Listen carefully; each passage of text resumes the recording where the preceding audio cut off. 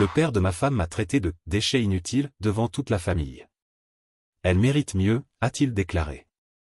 J'ai simplement acquiescé poliment et dit « Vous avez raison ».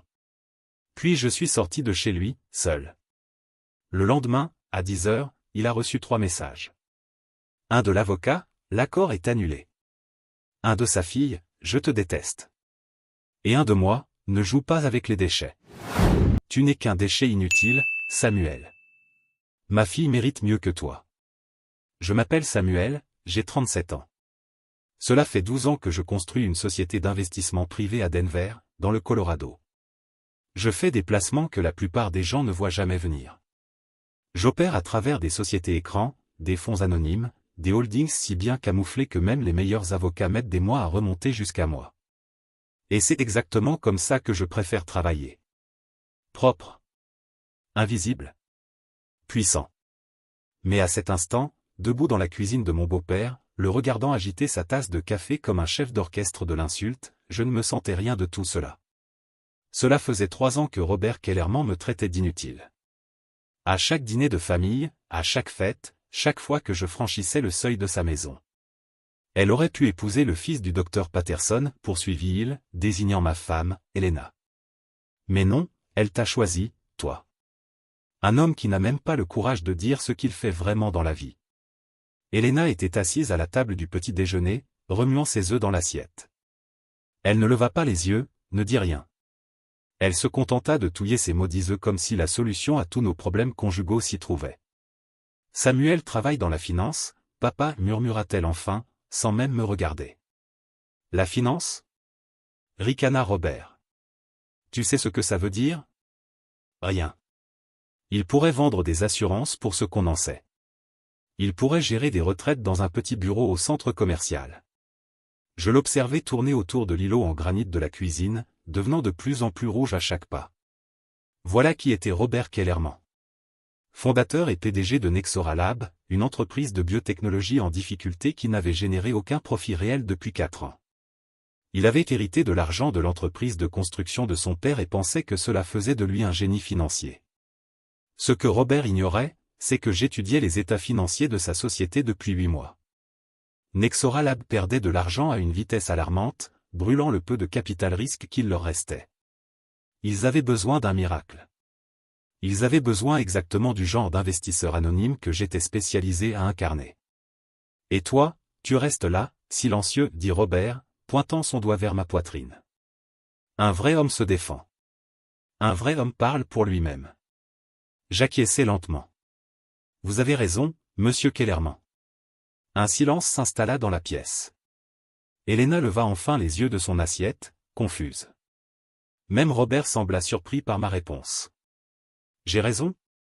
Répéta-t-il, d'un ton moins assuré. Absolument, répondis-je en me levant et en attrapant mon manteau. Elena mérite effectivement mieux. Je marchai jusqu'à la porte d'entrée, sentant leur regard planté dans mon dos. Alors que je tendais la main vers la poignée, j'entendis la chaise d'Elena grincer sur le sol. Samuel, attends. Mais j'étais déjà dehors, respirant l'air froid de novembre, sachant que tout allait changer. J'avais rencontré Elena il y a 5 ans, lors d'une conférence à Boulder. Elle présentait une recherche sur les applications de la thérapie génique, brillante, passionnée, travaillant pour une petite société de biotechnologie. J'étais là pour envisager des investissements dans le secteur de la technologie médicale. Je ne m'attendais pas à tomber amoureux de la conférencière. Notre relation a avancé rapidement. Trop rapidement, sans doute. En 18 mois, nous étions mariés, lors d'une cérémonie simple que son père a critiquée pendant des semaines. Il voulait quelque chose de plus grand, de plus cher, quelque chose qui impressionnerait ses amis du country club. Mais Elena et moi préférions la simplicité. Du moins, c'est ce que je croyais. Les problèmes ont commencé dès notre premier Noël en tant que couple. Robert avait trop bu de vin et s'était mis à m'interroger sur mon travail. J'ai donné les mêmes réponses vagues que d'habitude, investissement privé, gestion de portefeuille, conseil en patrimoine pour clientèle fortunée. Tout cela était techniquement vrai, mais je ne mentionnais jamais le détail crucial, j'étais moi-même la clientèle fortunée. Ma société, Amberlin Venture, gérait plus de 200 millions de dollars d'actifs. Nous étions spécialisés dans les investissements précoces dans les entreprises de technologie et de médecine, un type de marché qui exige discrétion et anonymat. J'ai bâti ma réputation en restant invisible, en laissant les autres récolter les lauriers tandis que je profitais tranquillement de rendements que la plupart des investisseurs ne font qu'imaginer. Mais Robert interprétait ma discrétion comme de la faiblesse. Il a commencé à faire des blagues sur mon « travail mystérieux » et sur le fait qu'un vrai homme serait plus transparent sur sa carrière.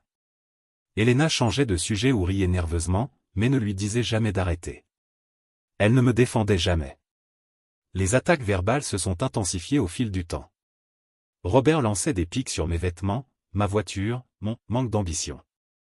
Il avait l'habitude de me comparer aux autres hommes de leur cercle social, des médecins, des avocats à succès, conduisant des voitures hors de prix, toujours prêts à vanter leur réussite.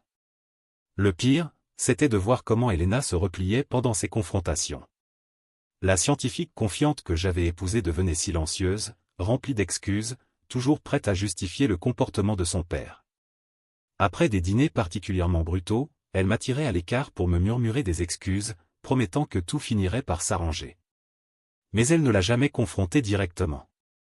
Il y a 3 mois, j'ai découvert quelque chose qui a tout changé.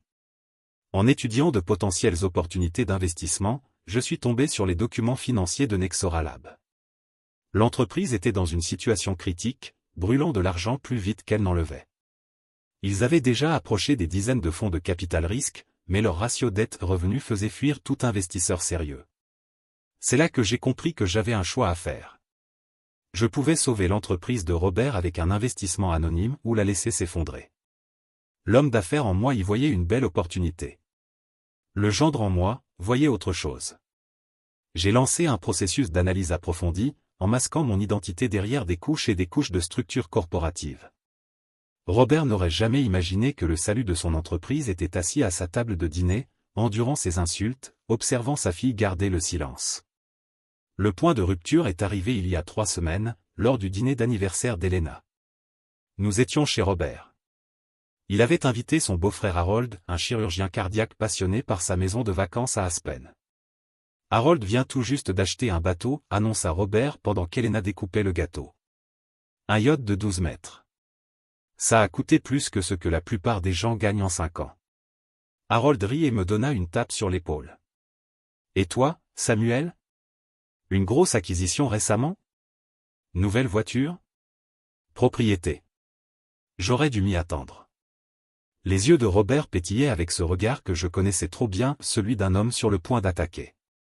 Samuel ne fait pas ce genre d'achat, dit-il d'un ton faussement aimable. Il est plus, terre à terre, n'est-ce pas, Samuel? Elena me serra la main sous la table. Un avertissement silencieux pour que je me maîtrise. Mais Robert n'en avait pas fini. Soyons honnêtes.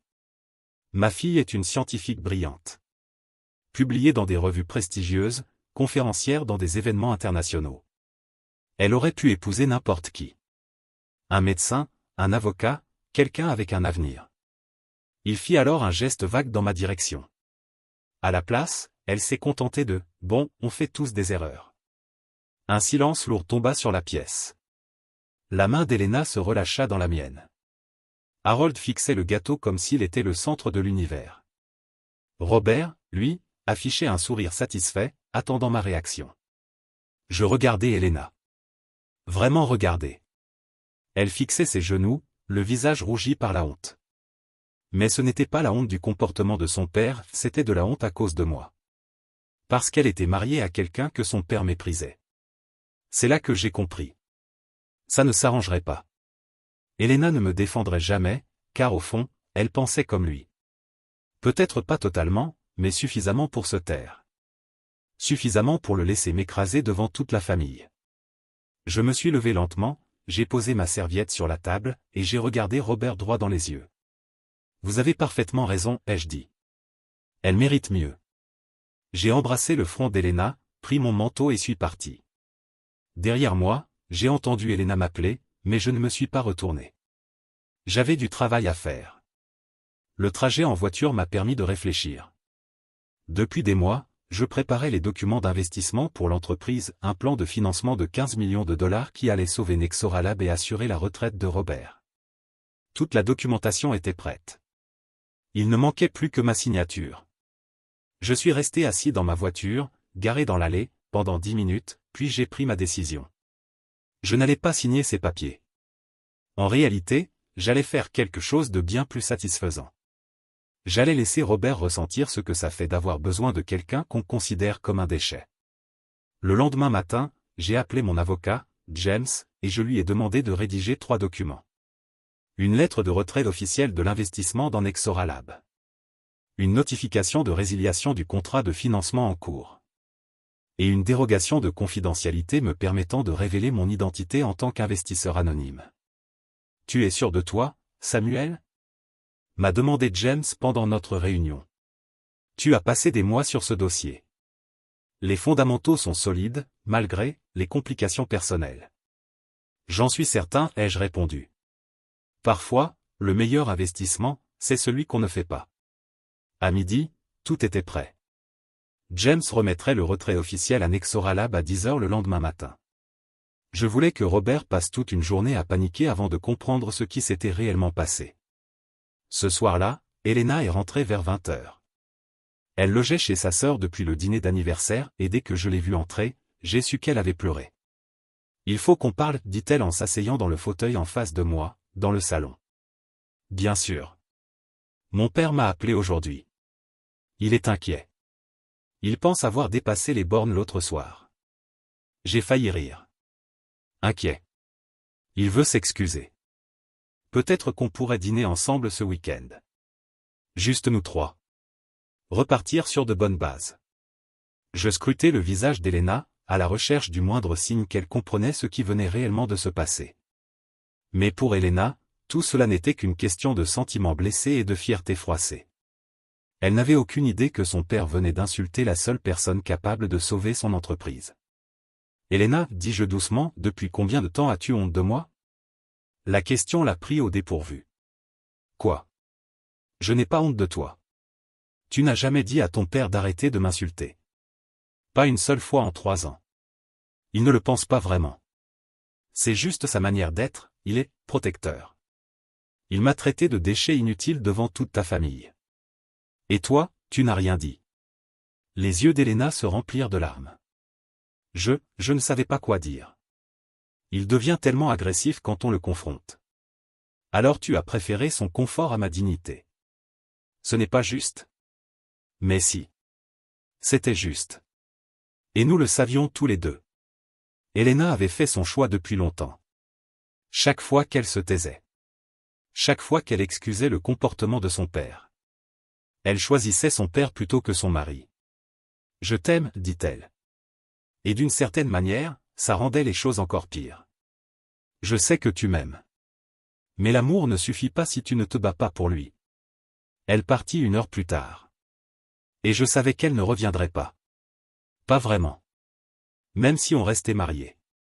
Même si on allait en thérapie. Même si on surmontait nos problèmes. Il y aurait toujours une partie d'elle qui me verrait à travers les yeux de son père.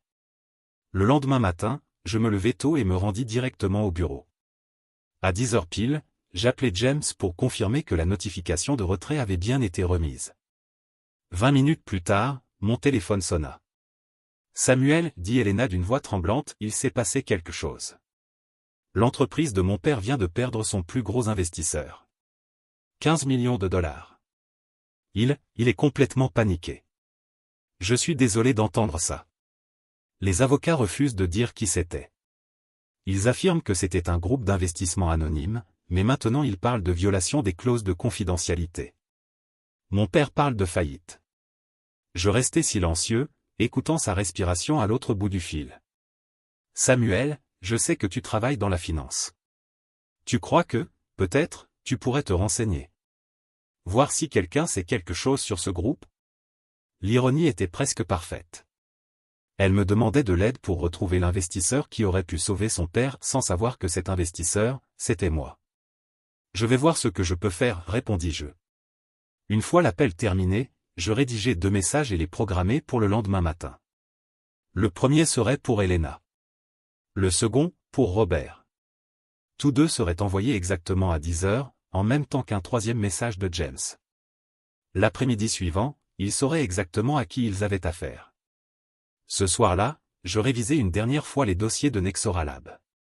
Ce que je découvris confirma tout ce que je soupçonnais sur les compétences de Robert en tant que dirigeant. L'entreprise perdait de l'argent depuis 18 mois, depuis l'échec du lancement d'un produit que Robert avait imposé malgré les avertissements de l'équipe scientifique. Il avait ignoré ses propres chercheurs, convaincu que son instinct commercial surpassait les données scientifiques. Le désastre qui s'ensuivit coûta à Nexoralab 2 partenariats avec de grands laboratoires pharmaceutiques, et près de 3 millions de dollars de pertes en recherche et développement. Mais au lieu d'assumer la responsabilité, Robert blâma l'équipe de recherche, licencia 3 scientifiques seniors, et se lança dans une chasse effrénée aux investisseurs pour combler le trou financier. Le pire dans tout ça, c'est qu'Helena faisait partie des scientifiques qui s'étaient opposés à ce lancement. Elle avait rédigé un mémo détaillé expliquant pourquoi le produit n'était pas prêt pour le marché. Mais Robert avait balayé ses arguments d'un revers de main, qualifiant cela de « prudence académique excessive ». Lorsque le lancement échoua exactement comme elle l'avait prédit, Robert rendit sa vie si insupportable qu'Helena finit par démissionner pour rejoindre une entreprise plus petite. Elle ne m'avait jamais raconté toute l'histoire. Elle m'avait juste dit qu'elle avait eu quelques divergences avec son père sur les priorités de recherche. Comme si ce n'était qu'un désaccord professionnel. Mais la vérité, c'est que l'orgueil de Robert avait étouffé le bon sens scientifique.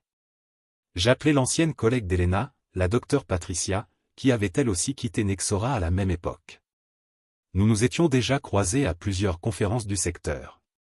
Patricia était connue pour son franc-parler, surtout quand il s'agissait des réalités du travail en biotechnologie. Patricia, c'est Samuel, le mari d'Helena. J'espère que je ne te dérange pas. Samuel? Pas du tout. Comment va Helena? Elle va bien. Mais en fait, je t'appelle pour une autre raison. J'évalue Nexoralab pour un éventuel investissement, et j'aimerais avoir ton avis sur leur capacité en recherche. Patricia resta silencieuse un instant. Samuel, je peux parler franchement? Je t'en prie. Robert est un désastre. L'entreprise a des chercheurs brillants, une base scientifique solide, mais lui, il est incapable de diriger une entreprise de biotechnologie. Il traite les scientifiques comme de simples ouvriers. Et il prend toutes ses décisions par ego, pas sur des données. Tu pourrais me donner un exemple? Le lancement du neurotropin. On avait 6 mois de données montrant que la molécule n'était pas assez stable pour passer les essais cliniques. Helena avait rédigé une analyse de 20 pages, expliquant en détail pourquoi ce lancement allait échouer. Robert l'avait ignoré, avait quand même lancé le produit et l'entreprise avait perdu près de 3 millions de dollars quand la FDA avait rejeté la demande d'autorisation. Et qu'est-ce qui est arrivé à Helena après ça? Demandai-je. Robert l'a tenue pour responsable de l'échec. Il a dit qu'elle était négative, qu'elle manquait d'engagement envers l'entreprise. L'atmosphère est devenue si toxique qu'elle a été forcée de partir. Honnêtement, ça m'a brisé le cœur. Helena est l'une des chercheuses les plus brillantes avec qui j'ai jamais travaillé. Après avoir raccroché, je suis resté au bureau jusqu'à presque minuit, à ruminer tout ce que Patricia venait de me confier. Robert ne s'était pas contenté de m'insulter lors des dîners. Il avait détruit la carrière de sa propre fille parce qu'elle avait eu le courage de dire la vérité. L'investissement de 15 millions que je préparais n'allait pas seulement sauver son entreprise. Il allait récompenser des années d'arrogance et de décisions désastreuses. Il allait valider la croyance que Robert avait toujours raison, même lorsqu'il avait tort, de manière catastrophique. Et pire encore, cela permettrait à Helena de ne jamais avoir à choisir entre son père et son mari. Elle aurait pu maintenir les deux relations, sans jamais confronter le fait qu'elle m'avait laissé me faire piétiner. Mais désormais, elle allait devoir choisir. Et d'après tout ce que j'avais appris sur Robert Kellerman, je sentais que je connaissais déjà sa réponse. Le lendemain matin, j'arrivai tôt au bureau et fis une dernière vérification des documents de retrait. Tout était en ordre. James livrerait l'avis de résiliation à Nexoralab à 10 heures précises. Au même moment, mes messages programmés seraient envoyés à Helena et Robert. À 9h45, j'appelai Helena. Samuel? Tout va bien? Il faut que je te dise quelque chose d'important. Mais je veux que tu sois assise. Tu me fais peur? Je suis l'investisseur anonyme qui s'est retiré de Nexoralab. Silence. 30 secondes de silence total. Quoi? Ma société, Amberlin Venture, était prête à investir 15 millions dans l'entreprise de ton père. J'ai retiré l'offre hier matin. C'est impossible. Tu fais de la gestion de portefeuille. Tu n'as pas 15 millions. Elena, je suis le fondateur d'Amberlin Venture. Nous gérons plus de 200 millions de dollars d'actifs. C'est moi, l'investisseur que ton père tente de convaincre depuis 8 mois. Je l'entendis respirer plus vite, plus court. C'est une blague? Regarde ton téléphone. Tu recevras un message dans exactement 12 minutes. Ton père aussi. Ce sera un message de moi, confirmant tout ce que je viens de dire. Samuel, je comprends pas. Si tu as tout cet argent, pourquoi tu ne me l'as jamais dit? Parce que je n'en avais pas besoin. Et parce que je voulais voir comment ta famille traiterait quelqu'un qu'elle pense inférieur. Donc tout ça, c'était un test? Non. C'était censé être un investissement. Jusqu'au moment où ton père m'a traité de déchet inutile devant toute votre famille, et que tu n'as rien dit. Elena éclata en sanglots. J'aurais dû te défendre. Je le sais. Mais Samuel, c'est la vie de mon père. Son entreprise. Tu ne peux pas tout détruire juste parce que tu es blessé. Ce n'est pas une question de sentiment, Elena. C'est une question de respect. Et de conséquences. Je t'en supplie. On peut arranger ça. Je vais lui parler. Je vais lui faire présenter ses excuses. Il est trop tard pour des excuses. À 10h pile, mon téléphone vibra, les 2 messages avaient été livrés. Le téléphone d'Elena vibra au même instant. Mon Dieu, murmura-t-elle. Samuel, je t'en supplie. Ne détruis pas mon père. Je ne détruis personne, Elena. Je le laisse simplement faire face aux conséquences de ses propres décisions. C'est cruel. Ce qui est cruel, c'est de regarder ton mari se faire humilier pendant 3 ans sans jamais ouvrir la bouche. Elena raccrocha. 5 minutes plus tard, mon téléphone sonna à nouveau. C'était Robert. Et il hurlait déjà avant même que je dise bonjour. Espèce de salaud. Tu trouves ça drôle? Tu crois que tu peux ruiner mon entreprise parce que t'as eu tes petits sentiments blessés? Monsieur Kellerman, je crois que vous confondez les choses. Je ne confonds rien. Elena m'a tout raconté. C'est toi, l'investisseur. C'est toi qui t'es désisté. Exact. 23 personnes travaillent pour moi, Samuel. 23 familles dépendent de cette entreprise. Tu es prêt à foutre la vie de tous en l'air juste parce que j'ai dit 2-3 trucs que t'as pas aimés. En réalité, monsieur Kellerman, je suis prêt à laisser votre entreprise réussir ou échouer selon son mérite sans mon argent pour compenser vos mauvaises décisions. On avait un accord. On avait un accord préliminaire que j'ai choisi de ne pas signer. Aucune loi n'a été enfreinte. Aucun contrat violé. Robert se tut. Et quand il reprit la parole, sa voix avait changé. Plus faible. Brisée. Qu'est-ce que tu veux? Rien, monsieur Kellerman. Je ne veux rien de vous. Tu veux forcément quelque chose. Argent? Excuse. Dis-moi. Je veux que vous compreniez ce que ça fait de dépendre de quelqu'un que vous considérez comme inutile. Je raccrochai. Et j'éteignis mon téléphone. C'était fait. 3 jours plus tard, Elena demanda le divorce. Elle passa à la maison pendant que j'étais au travail, fit ses valises, et laissa simplement une lettre sur le comptoir de la cuisine. La lettre faisait 2 pages, mais son message se résumait à une seule chose. Elle ne pouvait pas rester mariée à quelqu'un qui, délibérément, avait blessé sa famille. Ce qu'elle n'a pas mentionné, en revanche, c'est qu'elle avait aussi coupé tout contact avec son père. Je l'ai appris par Patricia, qu'il avait entendu d'un ancien employé de Nexoralab. Elena avait confronté Robert au sujet de la façon dont il m'avait traité, et quand il avait tenté de justifier son comportement, elle lui avait tout balancé, ce qu'elle pensait de ses décisions professionnelles, de sa manière de traiter les chercheurs, et des années d'abus verbal. Selon Patricia, la conversation s'était terminée par ces mots. Qu'il avait détruit son mariage, sa carrière, et qu'elle ne voulait plus jamais le revoir. Depuis, Robert l'a appelée 17 fois. Elle n'a répondu à aucun appel. En moins d'une semaine, les problèmes financiers de Nexoralab s'étaient répandus dans tout le secteur biotechnologique. 2 autres investisseurs potentiels s'étaient désistés, effrayés par l'ampleur des dettes et le retrait soudain du principal financeur. Robert avait dû licencier 8 employés et fermer le second centre de recherche. Le journal économique local avait publié un article sur les difficultés de l'entreprise, soulignant le retrait mystérieux de l'investisseur majeur. Robert avait refusé de commenter. Mais l'article incluait des témoignages d'anciens employés, dressant le portrait d'une entreprise coulée par un leadership faible et des décisions stratégiques désastreuses. À la fin du mois, Robert avait mis sa maison en vente et commencé à liquider ses investissements personnels pour maintenir Nexora à flot. L'adhésion au club de golf? Vendu. La maison de vacances à Vaille? Vendue.